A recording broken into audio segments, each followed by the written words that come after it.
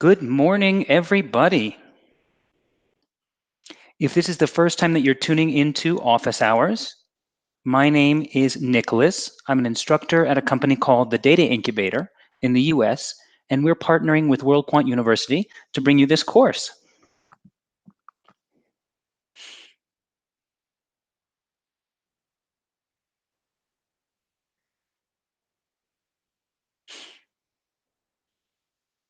So I'd like to start off my office hours the same way I always start off, which is saying hi to everyone. And I'd love for everyone to, in the chat window, say hello back and tell me where they're watching this video. What country are you in right now?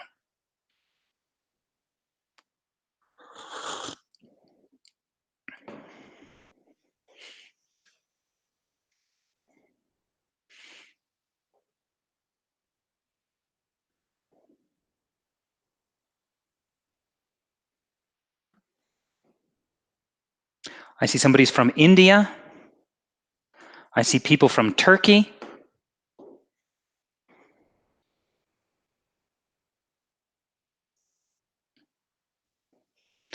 Vietnam, Romania, the Netherlands, Morocco,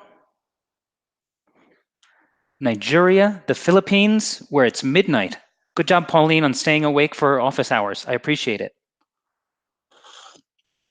More people from India, someone here from Kenya, someone from Pakistan. Wonderful. Bangladesh. Well, welcome everyone. It's so good to see you all. I'm really excited for office hours today. So why don't you guys start typing in your questions if you have questions, and they can be about the course or they can be about data science related things, and I will start answering them. I see one already from Saif, who says that they're a computer science student and they've completed Coursera's machine learning by Andrew Ig. And besides that, do I think that this course is relevant to him? Well, absolutely. You know, well, it really depends on what you feel like your level of Python is right now. Unit 1 is about creating a strong foundation in the basics of Python programming so that you can then move on to machine learning and implementing machine learning models in Unit 2. So if you feel like you need to strengthen your foundation, this is a great place to do it.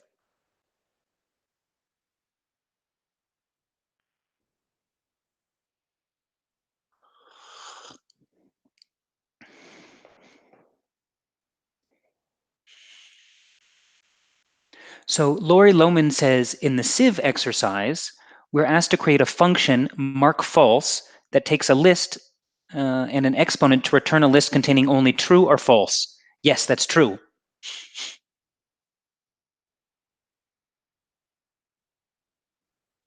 So Lori, I see that what you're doing is you are putting a lot of the code and things that you're using in the chat window.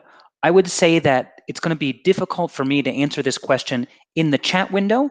What I would suggest that you do is, if you have a few minutes while we're going through the other questions, go to the forum.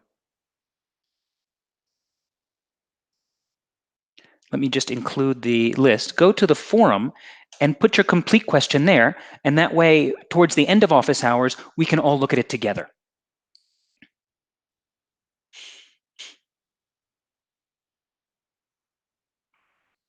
So Cato wants to talk a little bit about Fibonacci.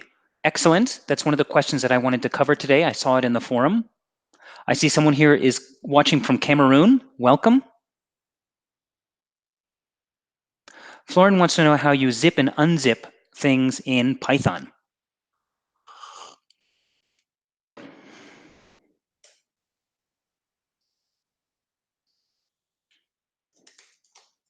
Let me give a quick little check here.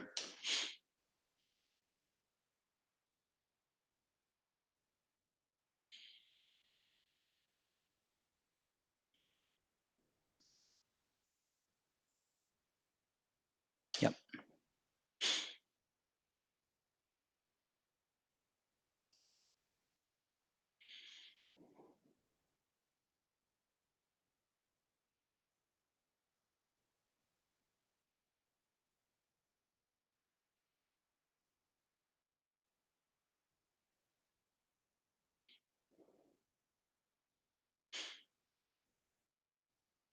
Well, I'm going to include some documentation in the chat window for Florine's question. You use the gzip package.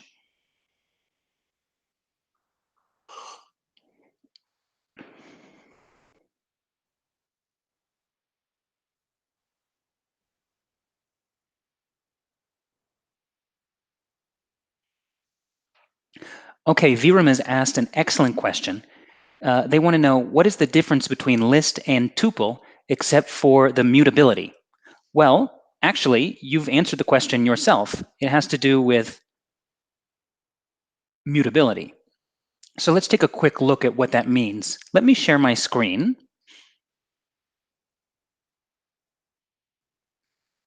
Give me 1 second. Let me find my window. Here we go.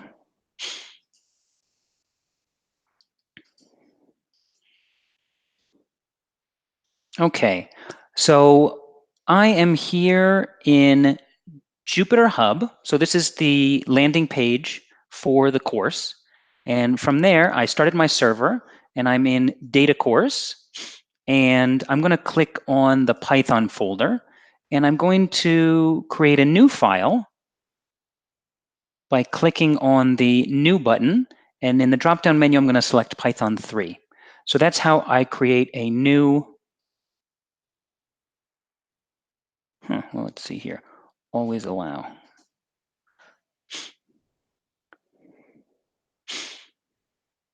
Okay, so let's take a look.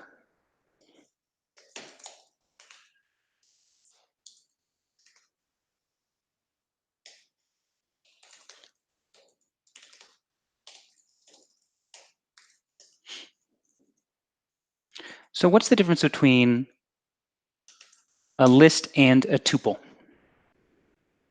Well, let's create a list and let's create a tuple. I'll call the list as a variable name. I'll call it my list, and I will just say it's a bunch of numbers. So I'll use square brackets, and then I'll just put in the numbers 1, 2, 3, 4. And so if I print my list, and I'll use the tab button to complete the variable name, it just makes it a little bit quicker. I'll make this screen a little bit bigger too. So there's my list. And the next thing I'll create is my tuple. And instead of square brackets, I will use parentheses, but I'll put in the same numbers, 1, 2, 3, and 4. And if I print my tuple,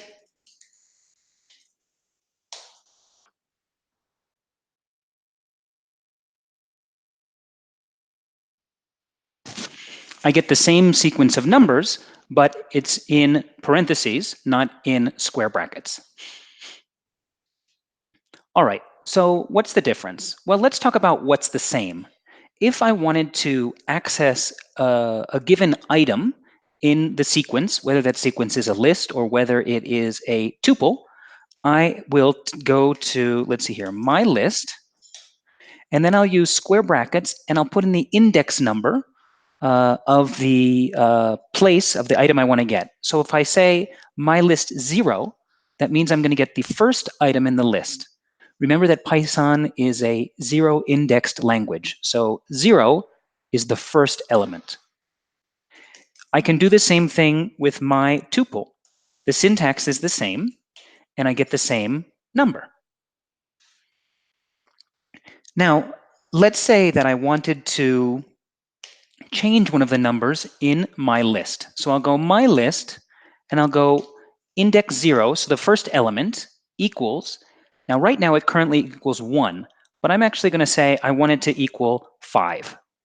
So I'll hit Shift and Enter, and you won't see anything pop up in terms of output. I've just changed the list. But if I type in my list and introspect that variable, you can see that now the first element is not a 1, it is a 5. Let me try to do the same thing with my tuple. Excuse me, I'll do my tuple, square brackets, 0. So the first element equals 5. Let's see what happens. I'm going to get an error, and it's going to say a type error. and it's going to say that tuple objects don't support item assignment.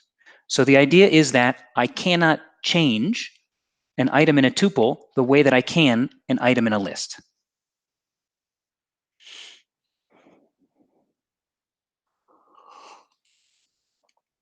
Here are some other differences that you might see between lists and tuples. I'll go with mylist.append. So I'll use the append method, and I'll say append the number 6. And what I'm saying is add a 6 onto the end of this list. So I'll hit Shift and I'll go print my list. So you can see that append adds a number onto the end of the list. I wonder if we can do the same thing with my tuple. My tuple dot append 6, and then print my tuple. Again, I can't because the tuple doesn't support the append method. So again, tuples are when you don't want to have flexibility in changing information, but lists allow that flexibility. Let's do one more. mylist.pop.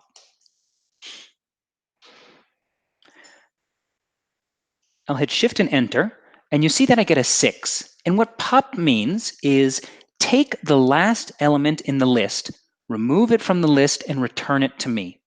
So pop removes that 6, returns the 6 to me, and if I print my list, you can see that I have a list now with 4 elements. So that element is gone. If I want to try this with my tuple, well, let's see what happens. Wah, wah, can't get it. And again, it's because tuple doesn't support these kinds of operations. I wonder if I can do peek. Nope, nothing. So again, the idea is that a tuple is something that is fixed, whereas a list has more flexibility. Let me go back to the questions here.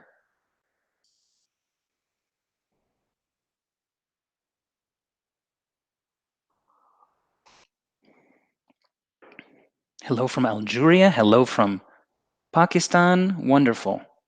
Let me just quickly find where I was. I lost my place in the... All right, hold on.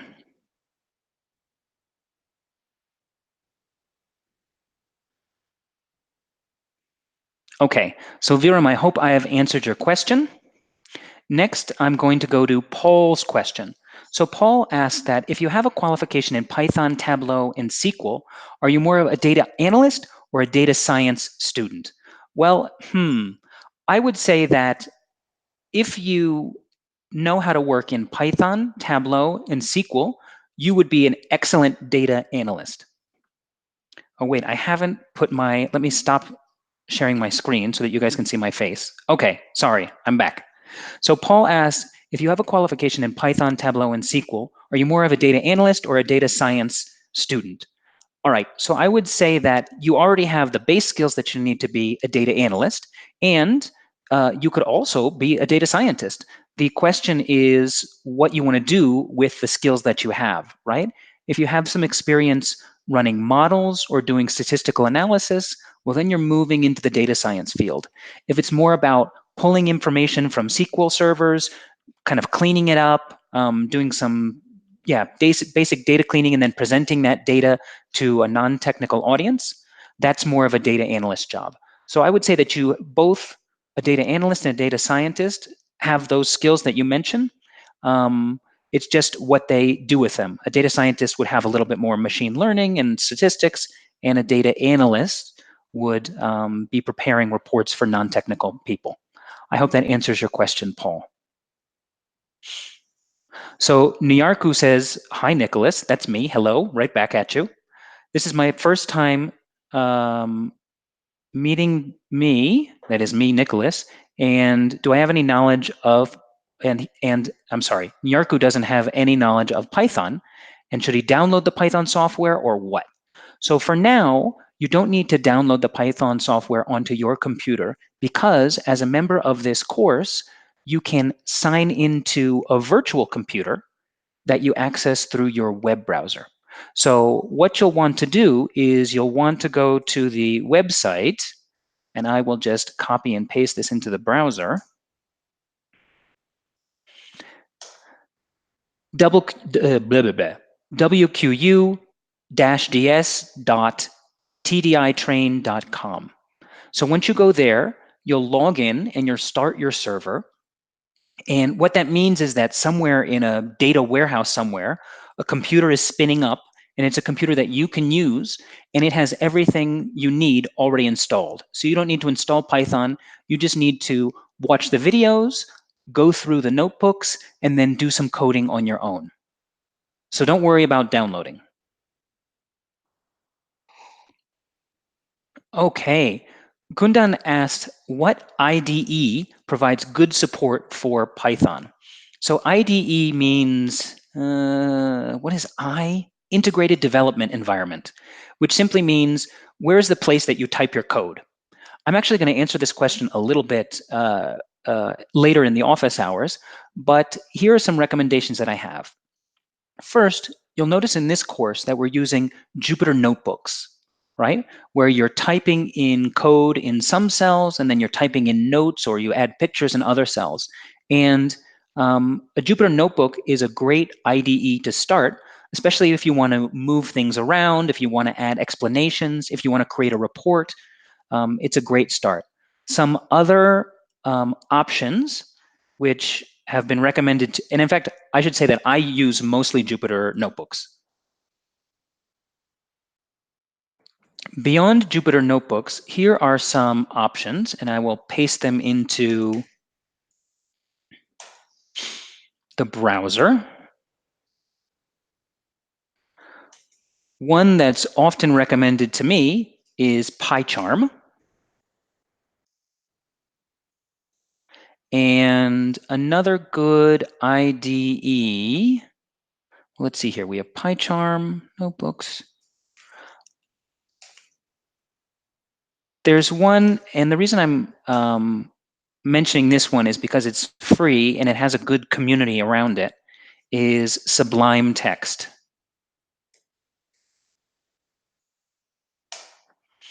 So those are some good options for IDEs. But again, it really is what you feel most comfortable with.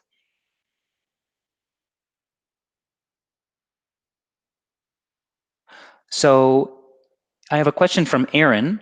Aaron says that they're a control systems engineer, and they want to know if they can work as a data scientist after completing 2 units of this course. Is it enough? I really can't answer that question because I don't know what employers are looking for in your part of the world. I would say, however, if you already have a systems engineer background and you add to that Python skills and then the machine learning piece, you're definitely going to be well on your way to becoming a data scientist. And also, if you have an engineering background, you might even think about data engineering. That's another place where you might get into the data science world. I hope that answers your question, Aaron.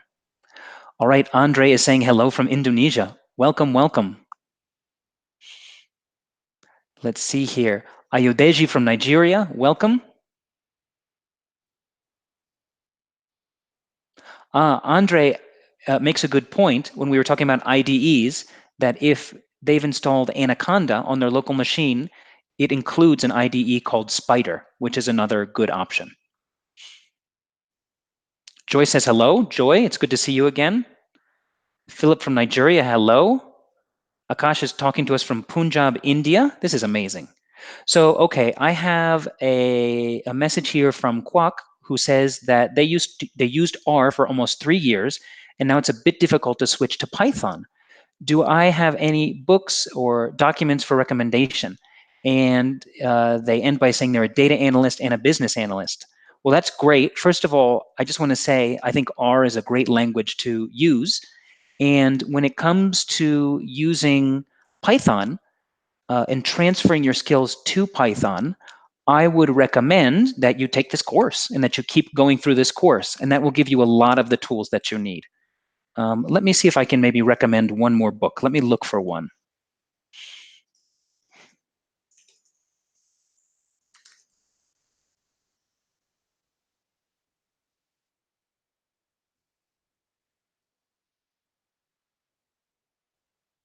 Boy, I'll tell you, there are a lot of great courses out there. People ask for books, but man, I think we should all be taking all of these amazing courses, including this one, right?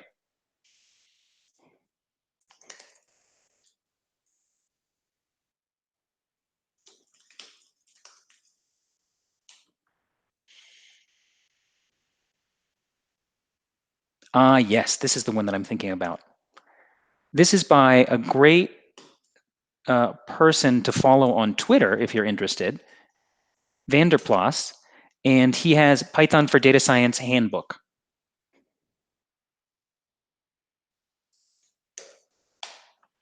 So that's another book that I would recommend.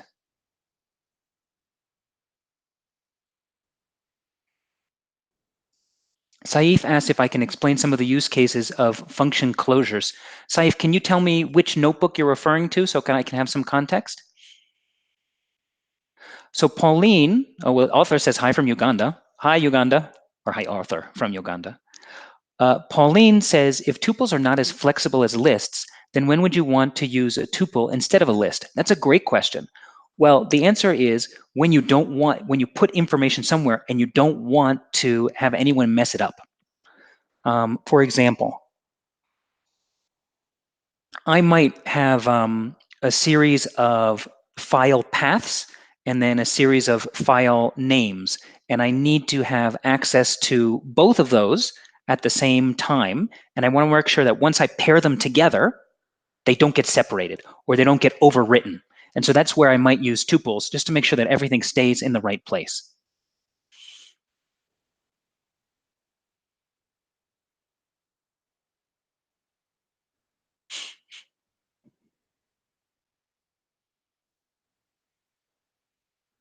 Let's see here.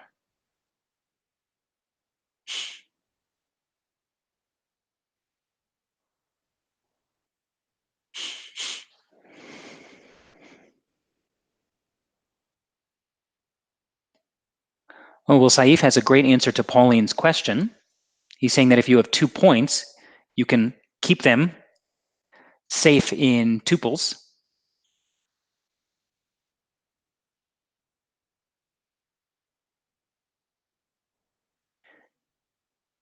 There's a question about whether tuples and lists have different memory consumption.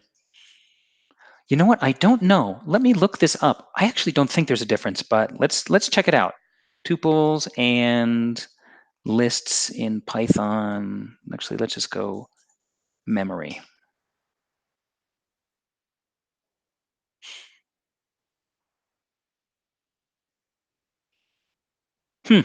So just doing a quick look, it does say that tuples are a little bit faster and take up a little bit less memory compared to lists in Python. So there is a memory and a computational advantage. So that might be another reason why you might choose a tuple over a list. Well, there you go. Thank you guys for teaching me things today. What a great class.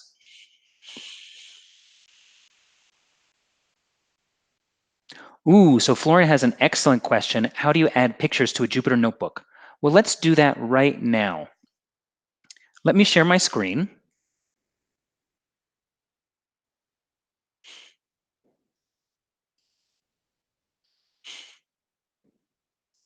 Okay.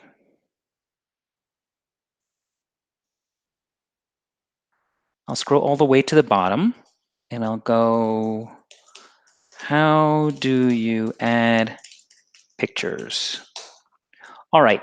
So the first thing that you need to start with, the starting point is that remember that text in your Jupyter notebook is in Markdown format. And Markdown it's like a simple syntax for including rich text features like bold, italics, etc., in plain text files. All that simply means is that if you want to have something displayed as bold, you put 2 asterisks around it. If you want it to be italics, you use 1 asterisk. And you can also do things like lists.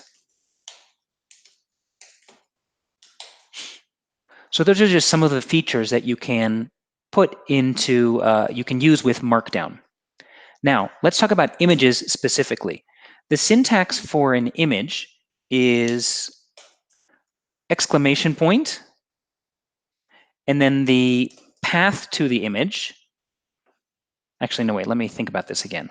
This is the image name, and then after that is the path.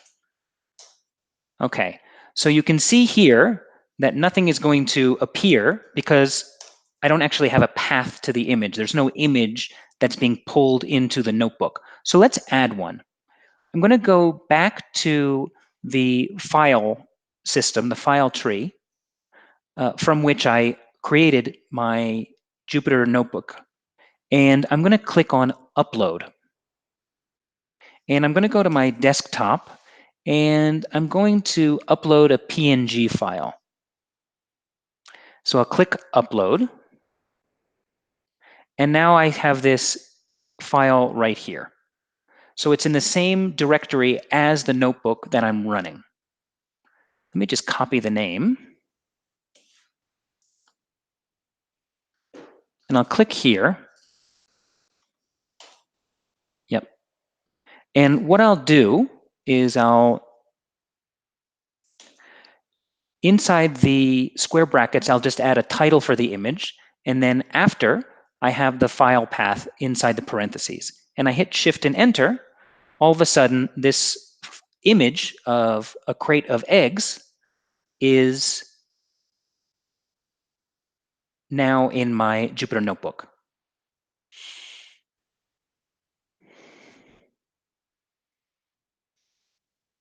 So that's how you add an image into a Jupyter Notebook.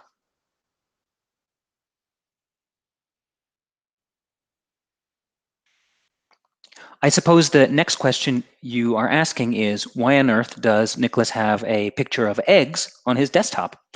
And the reason is because later today, I'm teaching students a little bit about matrix or matrices, right? And so if you think about scalar values, it might be like a single egg. And then if you're thinking about a vector, it's like a row of eggs, either a row or a column. And then a matrix would be two-dimensional, where eggs are each in their own little spot. So when you guys start working in NumPy, you can think about eggs as a sort of way to visualize the arrays.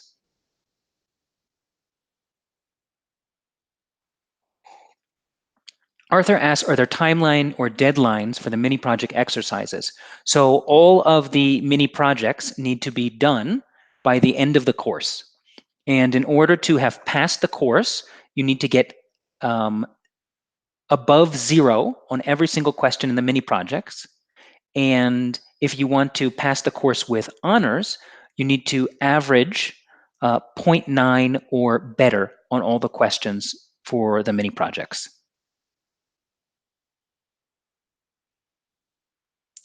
Harsha also mentions VS Code as a good IDE. I think that's a great idea. Saif says to Florin that you should use Markdown. That's absolutely right.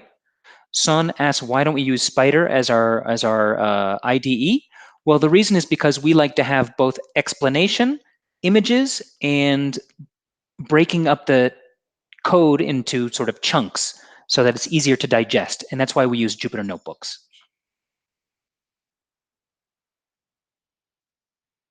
So Jude is saying hello from Ghana and that he finds this module useful and exciting. I'm really glad to hear that.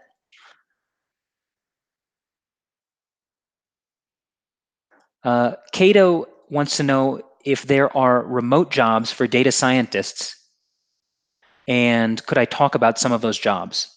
So there are remote jobs for data scientists. For example, my job is remote. But based on, I can only speak to the market in the US. But I would say that the vast majority of jobs for data scientists are not remote. You need to be in the office with the team. Now, sometimes what happens is people work with a team for a long time, everyone gets to know them, gets to know how they work, and then they shift to a remote role. but generally speaking, people like to have folks in the office. Okay, Lori said she posted her question. Let me just go through these questions and then I will get to your question. Ali asks if I can include the code in the chat for including pics. Yes, give me 1 second, Ali.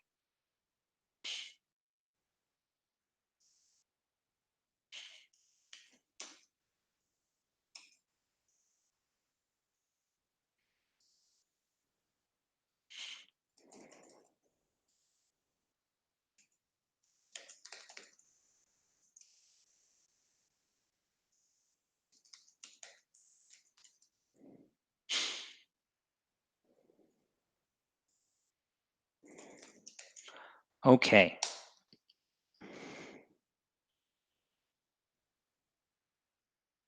Saif wants to know if there are certificates for completion of this course. Yes, everyone that completes the course receives a certificate. Again, based on the whether or not you've passed the course and whether or not you've passed with honors.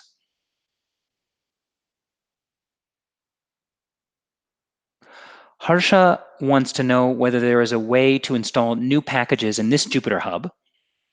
And he says that, or they say that there's usually command prompt to install packages. Let's take a look. Let me share my screen.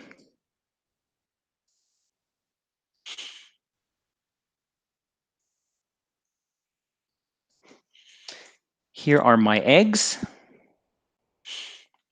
I'm going to go back to the file navigator, and under new, instead of selecting Python 3, I'm going to select terminal. And we looked at this terminal a little bit yesterday. And for those of you that have experience in Ubuntu or Linux or the command line or the terminal in Mac, this is a Linux terminal.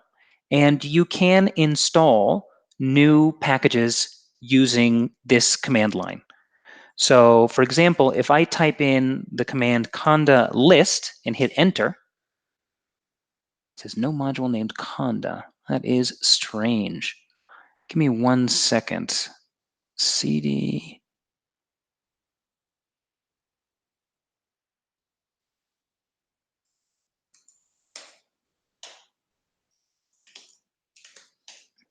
There's no module named conda. Well, I guess that we set up this environment a little bit differently. But if you wanted to install a new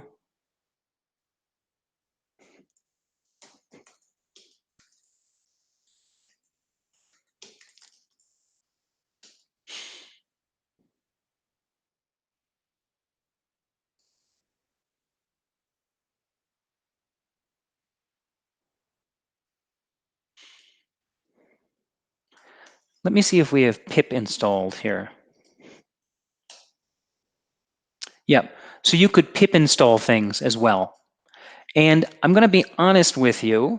I would recommend, I'm not actually going to go over how to pip install things. And the reason is because we take a lot of time to carefully set up these environments so that there are no compatibility issues or similar problems. And so I think installing things would make your life more difficult rather than making it easier. So if you want to do this on your local computer, you can look up how to install things with conda or pip, but my advice is don't mess with our environment. Don't mess with our environment. All right, let me just find the questions.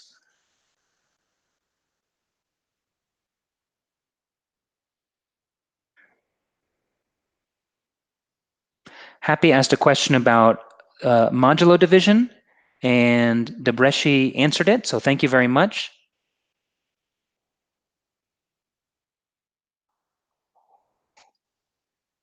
Lori wants to know on her local machine, where are the installed third-party apps? Well, it really depends on your machine, what kind of machine you have, and how you've installed Python. If you've installed it using Anaconda, it's all there, and you can go to the terminal and go conda list. And in fact, you can just, if you Google conda install packages, that should give you a good primer.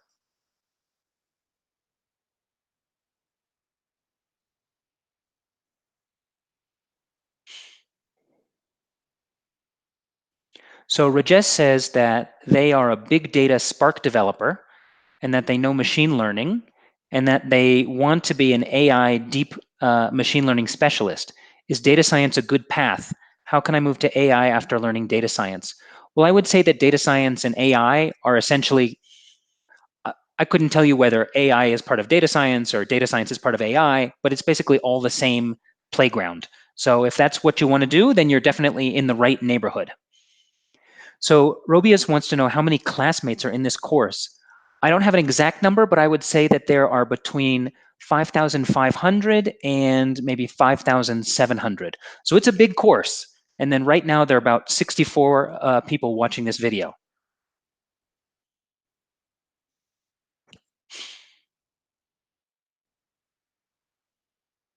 So Ali is following up on the package thing, and they promised not to mess with the environment, which I appreciate. But they want to know whether it's better to use Conda or pip for installing packages. It's really context dependent. The great thing about Conda is that it helps you with all the compatibility issues that can come up. Whereas pip, you can kind of like hit those issues without knowing. You like fall into traps before you get there. Then again, there's some things that aren't available on Conda, so you have to install them on pip. So I would say that for me, like I try to do like 90, 95% of everything within Conda. And then for the stuff I can't, I use pip.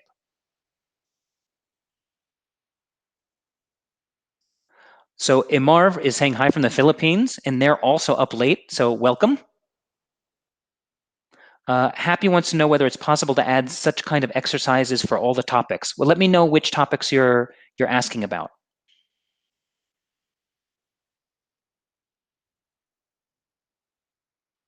Prakash wants to know if there's any placement assistance after this program. Not to my knowledge, but you can check with World Quant University. Okay, so I've gone through a lot of the questions, and what I want to do now is go to the forum and go over some of the questions that are there. So give me 1 second and let me share my screen.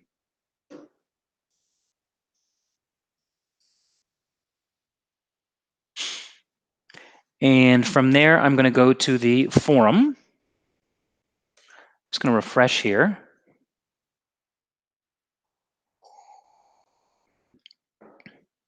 Okay. So let me just read it for everyone. And I'll put the link here in our chat if you guys want to check it out directly or answer the question. So in the sieve exercise, we're asked to create a function mark false that takes a list and an exponent to return the list containing only true or false. Mine returns only a list of false, and they're having difficulty changing the empty strings to a list of true. Keeps returning this, okay, whereas I want to change the empty strings to true. Okay. Can someone just remind me what notebook we're in?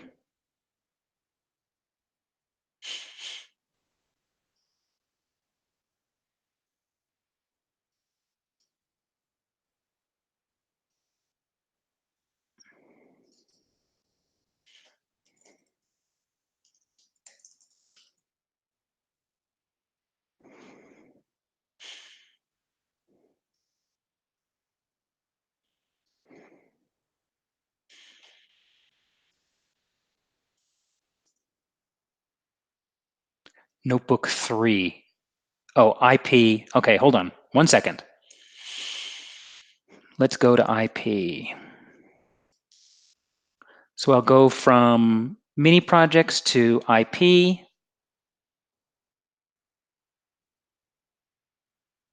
I'm going to run the first 3 lines.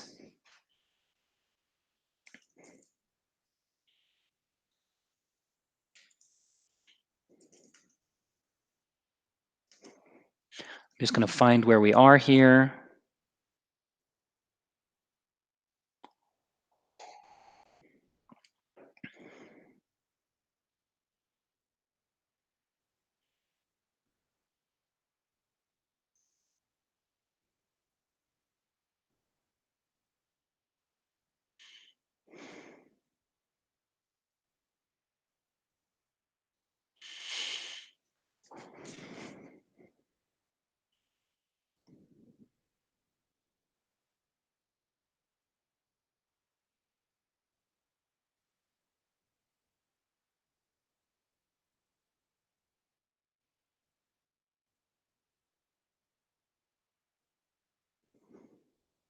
I'm just reading through this, guys.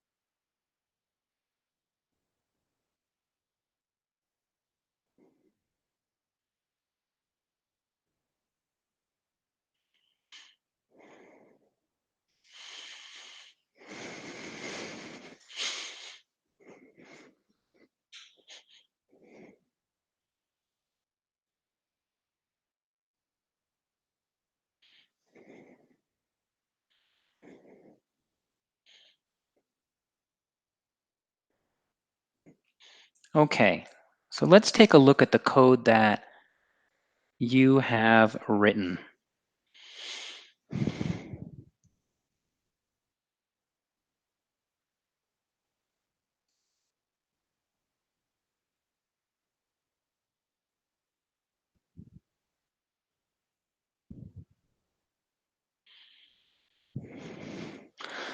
So let's start from the beginning here. The first thing that we want to do is we want to create a list of trues where we make a list of true values of length n plus 1, where the first two values are false. So let's start with list true.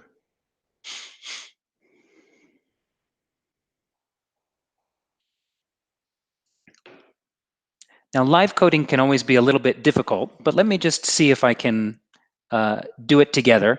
And if you guys want to type in some thoughts that you have, I would say either type them, we'll type them into the chat window.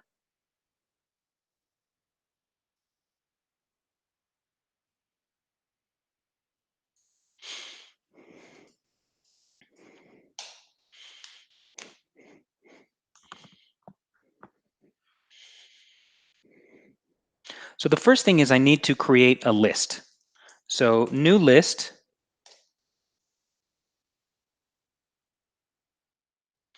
I'll go, let's see here. False for x in range, length, oh, excuse me, range n plus 1. And I'll go return new list. So let's see if this works. So what I'm using is a list comprehension, and I'm saying, give me a list of Boolean values that are all false, and the length of that list should be n plus 1. So list, so let's try it. So list true, 10. Okay, so here I have a list of false values. Oh, no, wait, should it all be true? Hold on. Excuse me. I messed up. It should all be true. So here I have a list of 10 values. Let me just make sure that there are 10. 11.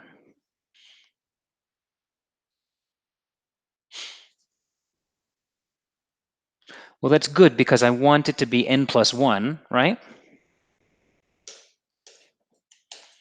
Okay. So I have my true list, but there is one problem, which is that the first two should be false, right?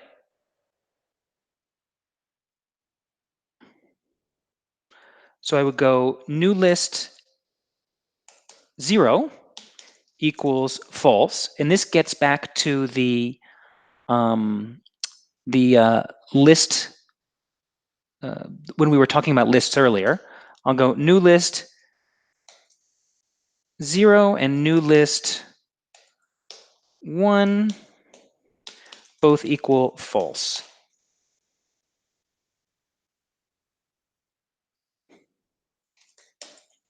And then I'll go list true 10. So again, I have 11 items, and the first two are false.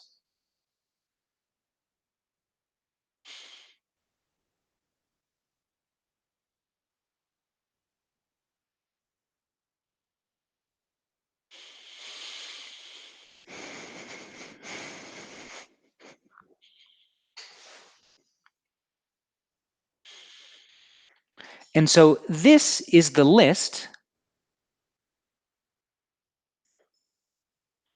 that the function markFalse will be working with.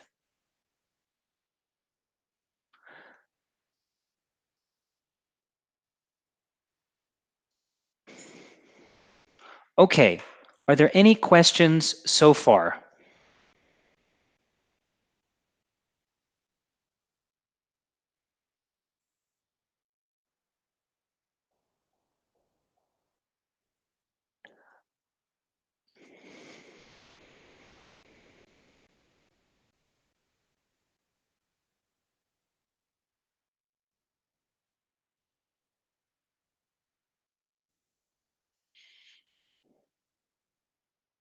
Michael, I see your question, and I'm still waiting on an answer. So as soon as I get my answer, I will let you know.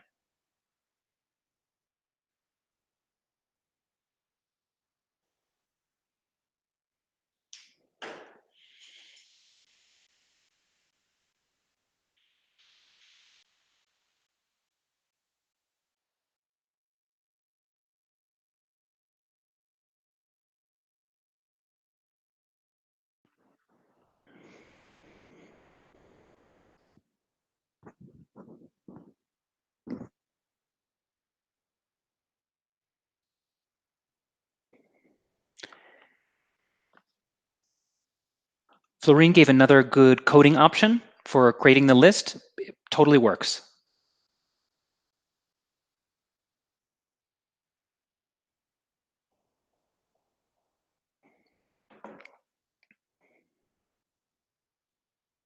Yep, Florine, you're absolutely right. Another way we could do it is doing it this way.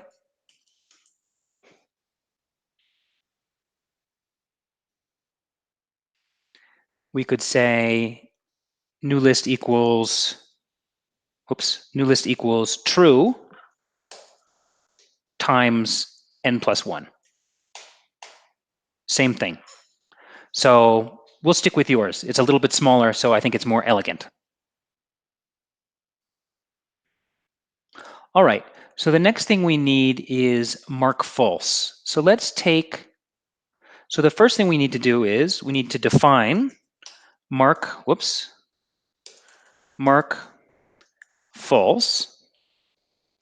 And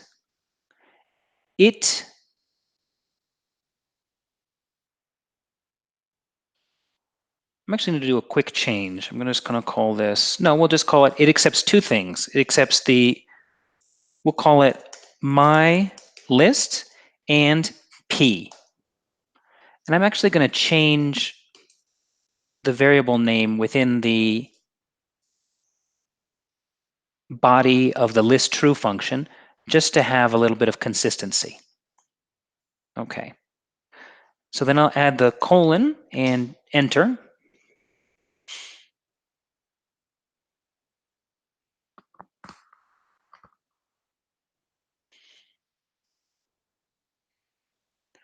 So the first thing that we need to do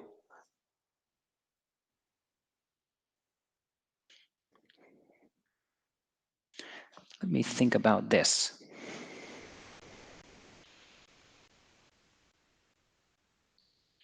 So let's just think about this for a second. If it was 2, if P were 2, then I would need to get 2, 4, 6, 8, etc.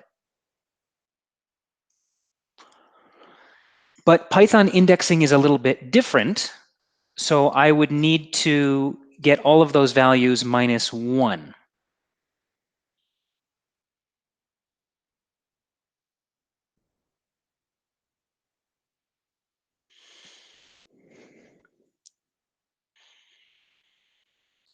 So the first thing that I would need to do is let's actually do this outside in a different function. So let's see here. I'm going to call this my list true. All right.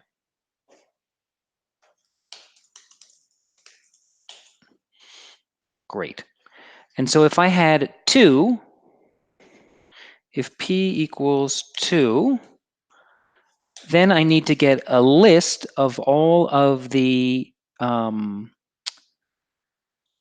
possible multiples here within my list.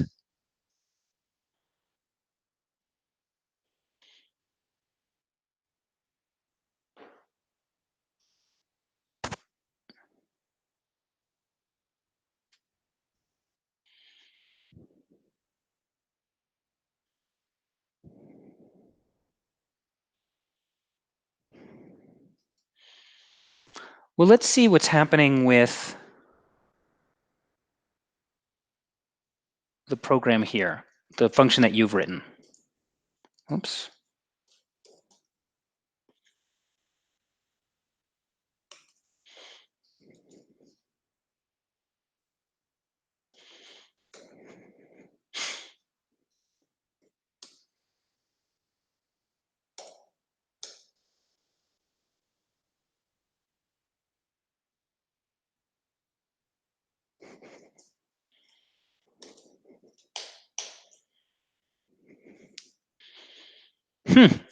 Well, I gotta say, it looks like it's working for me.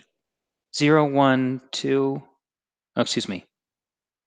0, 1, 2, 5, 6, 7, 8. Yeah, I have to say that the code that you've included seems to be working. And so the question that I have is maybe the issue is not here, but rather in your list true function.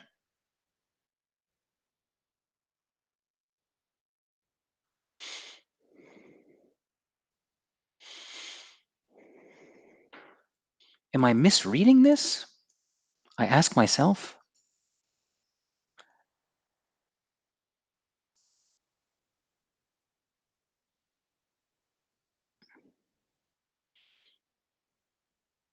Andre gave a great explanation of the difference between append and extend. So thank you so much. Lori, I have to say that I'm running your code and I don't see any problems.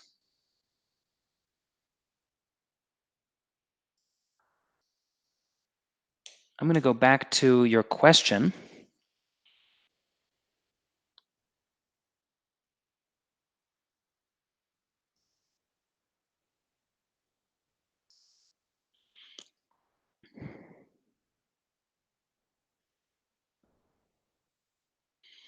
Yeah, I think the issue is that I don't know why you would have in the first place a list that would have empty strings in it. It would either be true or false.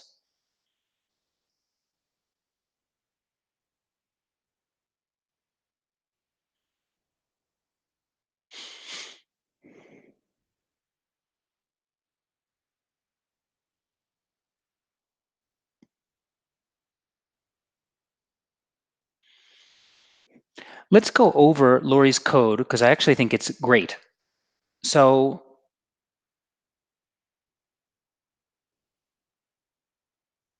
she starts by setting x to 4.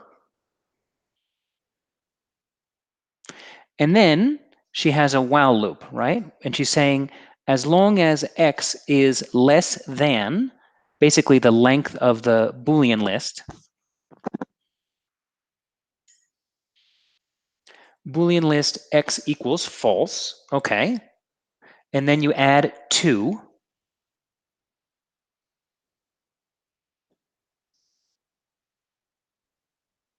And for u in Boolean list, if u equals false, then if u is not false, then u equals true.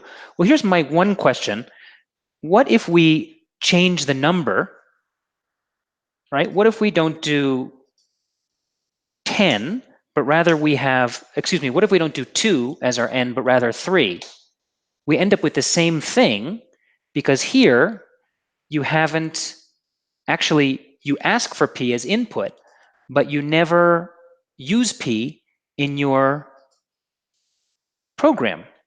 I'm going to guess that this is where you want to. One thing, I see what the problem is that you have set this up right, under the assumption that it's always going to be 2. And I would just say, remember that P is going to change. And so you'll need to adjust your function accordingly. So let me find my thing here. Hold on. I'm a little lost in my windows, right? And so there are 2 issues. The first is you set X, which is sort of your counter in the list, to 4, because you know you're not going to be dealing with 2 or 3 or 1 or 0 or whatever. But how would you do that if you were dealing with, if P was going to change, right? Likewise, how would you deal with that here in this line when you advance to the next one? So you need to think about 2 things, or I guess 3 things. First, what is the list that's being passed in? So look at your list true function. And then after that, you need to adjust your mark false function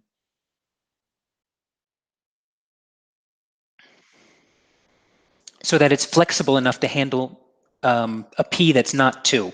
So how would you adjust here and your first line and this line here? Very interesting. Okay, guys, I'm going to stop sharing my screen. And I just want to know, we have 2 minutes left. Are there any questions that I can answer for you? Quick questions before we end today's office hours.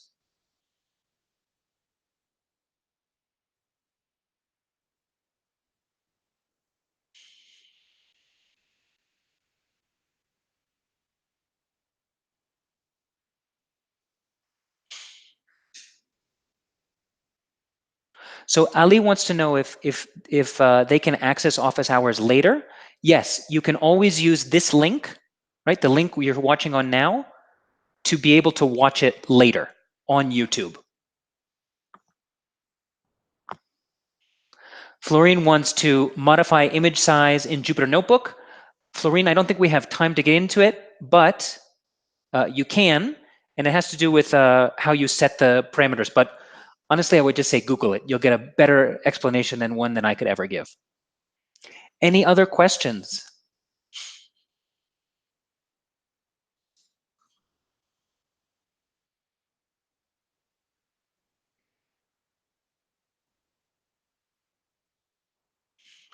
Okay, well, I guess this is going to be goodbye for me. I will see you all.